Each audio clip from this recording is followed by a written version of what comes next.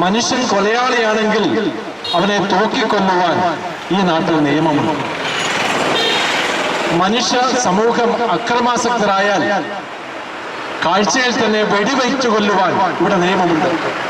കേരളത്തിന്റെ സമചരിത്രം പരിശോധിച്ചാൽ നമുക്ക് മനസ്സിലാകും, ന്യായമായ അന്യായമായ കാരണങ്ങൾക്ക് പോലും മനുഷ്യരെ 5-10 മനുഷ്യരെ ഒന്നിച്ച് വെടിവെച്ച് കൊന്ന, പോലീസ് തന്നെ വെടിവെച്ച് കൊന്ന, നിയമപാലകർ നിയമം കയ്യിലെടുത്ത് വെടിവെച്ച് കൊന്ന ചരിത്രമുള്ള നാടാണ് കേരളം.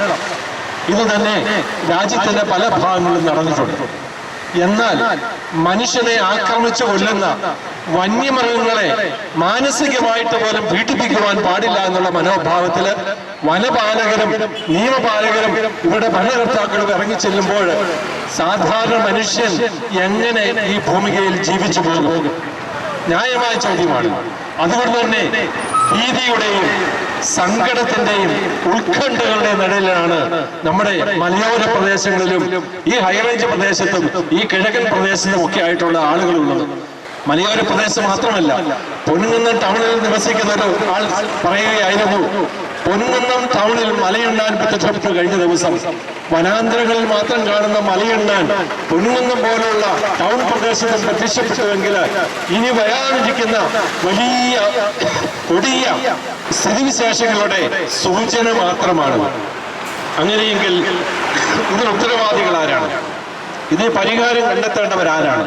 സാധാരണ മനുഷ്യന്, കൃഷിക്കാരനോ അധ്വാനിക്കുന്നവനോ അല്ലാത്തവനോ ആയിക്കൊള്ളട്ടെ, ഭൂമിയിൽ ജീവിക്കുവാനുള്ള അവകാശം വന്യമൃഗങ്ങളുടെ മുമ്പിൽ വെച്ചുപേക്ഷിച്ച് ജീവൻ വെടിഞ്ഞു പോകുവാനുള്ള ഗതികേടിലേക്ക് ഇന്നത്തെ വനസംരക്ഷണ നിയമം ഉൾപ്പെടെയുള്ളത് 1972 എഴുതപ്പെട്ട വനസംരക്ഷണ നിയമം പൊളിച്ചെഴുതേണ്ട കാലം കഴിഞ്ഞിരിക്കുന്നു.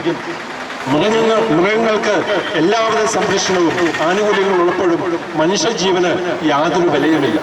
വർഷങ്ങൾക്ക് മുമ്പ് ഭാരത സർക്കാർ ജനന നിയന്ത്രണത്തിനുള്ള ബില്ലുകൾ പാസാക്കുകയും അത് പ്രചോദിപ്പിക്കുവാനുള്ള പല കാര്യങ്ങളും മാധ്യമങ്ങൾ വഴിയായിട്ട് പ്രചരിപ്പിക്കുകയും ചെയ്തു.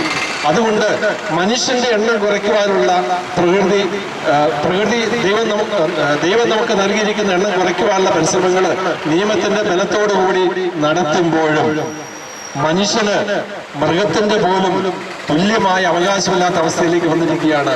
വന്യമൃഗങ്ങളുടെ എണ്ണം നിയന്ത്രിക്കുവാൻ യാതൊരു വിധത്തിലുള്ള അധ്വാനവും യാതൊരു വിധത്തിലുള്ള പരിഗണനയും നൽകാതെ ഈ വന്യമൃഗങ്ങളെല്ലാം മനുഷ്യനെ പിടിച്ച് തിന്നുകൊള്ളെന്നുള്ള ആലംഭാവത്തില് നടക്കുന്ന സർക്കാരുകളെ, കേന്ദ്ര സംസ്ഥാന സർക്കാരുകളെ കുറിച്ച് എന്താണ് പറയുക?